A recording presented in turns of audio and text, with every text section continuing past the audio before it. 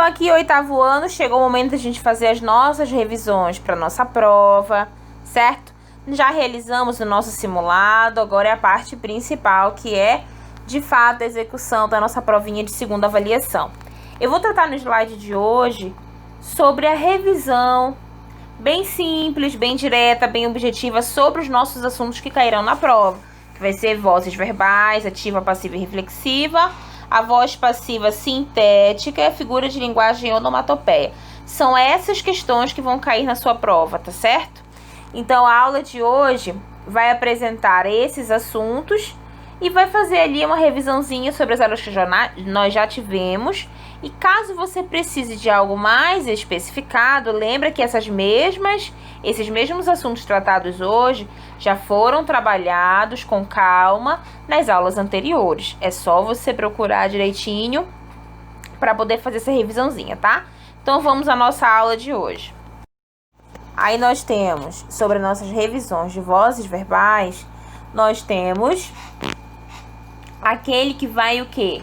Indicar o sujeito gramatical. E lembra que esse sujeito gramatical eu tenho o agente ou o paciente.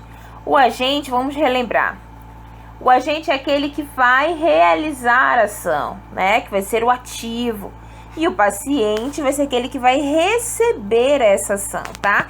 E dentro das vozes verbais, nós temos ativa, passiva e reflexiva. Então, bora lá. Coloquei uma imagenzinha aqui para a gente poder relembrar. Então, olha só. Aqui diz o seguinte. Dá-se o nome de voz à forma assumida pelo verbo para indicar se o sujeito gramatical é agente ou paciente da ação. E dentre elas, eu tenho 3 tipos de vozes verbais. A letra A, que vai ser ativa, quando o sujeito é ativo, ou seja, é agente. Isto é, aquele que vai praticar a ação. Por exemplo, ele fez o trabalho, ele realizou o trabalho. Então, aqui você percebe que esse agente, esse sujeito, desenvolveu um trabalho, uma ação verbal, ok? Quem é o verbo daí? O fez, tá certo? Na letra B, que é a passiva, quando o sujeito é paciente, recebendo a ação expressa pelo verbo. Então, é como se aquele ali que tivesse o sujeito na frase, ele não fosse desenvolver nada. Algo é desenvolvido por ele, para ele, tá? Por exemplo, o trabalho foi feito por ele. Ele já não aparece na frase, na expressão, como alguém expresso, aquele que realmente pratica aquela ação verbal do verbo, que realiza a ação. O trabalho foi feito por ele, foi realizado por ele. Olha a diferença entre a A e a B aí. Ele fez o trabalho e o trabalho foi feito por ele. Tia, mas parece muito, parece assim, no entendimento geral, na semântica da frase, parece que é a mesma coisa.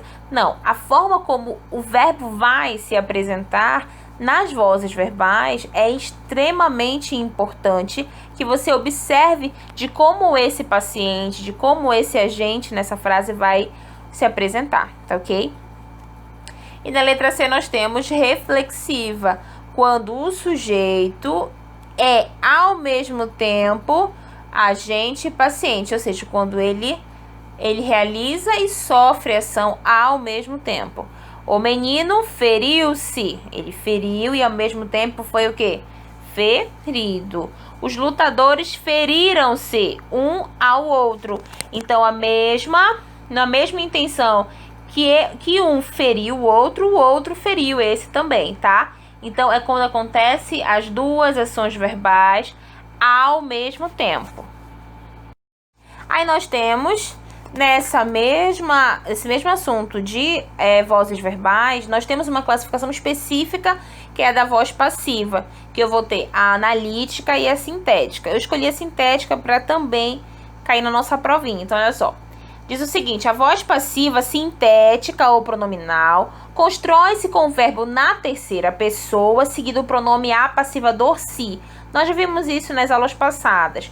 Mas percebe que é logo no início, esse sujeito ele não aparece de uma forma implícita, porque o apassivador ele vai estar presente nessa tua frase. Então, olha só, abriram-se as inscrições para o concurso. Então, eu tenho aqui um verbo na terceira pessoa, observa? Abriram-se, né? Abriram. Quem abriu? Eles abriram, certo?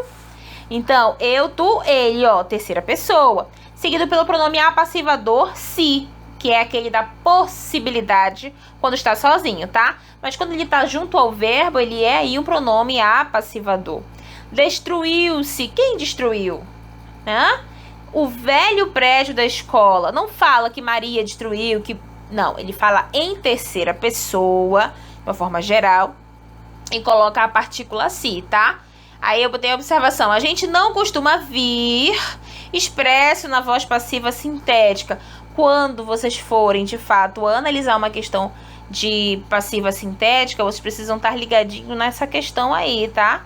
Sobre essa colocação do verbo na terceira pessoa. Para isso eu preciso saber, meus amores, o que é um verbo. E, claro, a flexão desse verbo, para que eu não possa confundir, tá? E esse pronome apassivador, se. Beleza? Vamos para frente.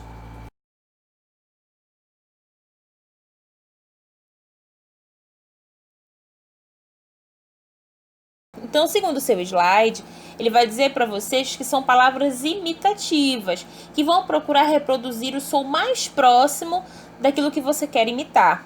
E esses substantivos são denotadores. O que é isso? É o que mais se aproxima com a realidade, tá? Então, a partir de vozes de animais, que vai ter sempre essa questão dessa origem de onomatopeia. Então, olha só, eu coloquei aí uma imagem para vocês, que diz que é o processo que cria palavras através da reprodução. Aí eu tenho aí, por exemplo, o vapt-vupt, que faz essa referência ao rápido, né? Esse sonzinho rápido. O reco-reco, ti-ti-ti, toque-toque, que é o barulho da porta, bang-bang, enfim. Então, olha só, o que a gente precisa realmente deixar aqui gravadinho? Que essas onomatopeias, elas vão surgir pra gente da forma da necessidade de imitar as falas humanas, imitações como as vozes dos animais, como a gente viu aqui, au-au, o ruído do gato, outros sons ou outros objetos que vão ser representados como relógio, por exemplo, né? E além dessas produções, desses sons, também vai ser impossível a gente encaixar na nossa morfologia esse item lexical. Por exemplo, não entendeu? Por exemplo, criando verbos. Porque no caso do miado, o miado do gato é o quê? Miar, né? O ato de miar. Então, a partir daí, a gente surge outras palavras que vão se transformar, por exemplo. Alguns sons que não vão nos arremeter, por exemplo, aos sons dessas onomatopeias. Por exemplo, o au-au. Você não vai lembrar que o au-au, na verdade, seria o quê? O que o au-au faz? Ele late. Então, ele é uma palavra diferenciada aí pra gente. Então, quando a gente coloca essa composição lexical, ele muda do au-au para o verbo o quê? Latir. Então, agora, finalizado, nosso assunto foi rápido, é rápido, são poucos conteúdos, né? Então, a ideia, meus amores, é vocês fazerem com calma, realizar, ler com calma, com tranquilidade, sem pressa, ler de novo e responde quando você realmente tiver certeza daquilo que está realizando, tá bom? Não precisa temer, tudo aquilo que vai cair na prova é aquilo que realmente está aqui, é aquilo que nós trabalhamos na plataforma dos nossos exercícios, trabalhamos em vídeo, tá certo? Essa semana agora, vocês têm a última semana antes da nossa prova, antes de realizar a nossa prova, vocês podem tirar aí as dúvidas de vocês, tá bom? Beijo grande e até a próxima! A sua aula continua no próximo vídeo.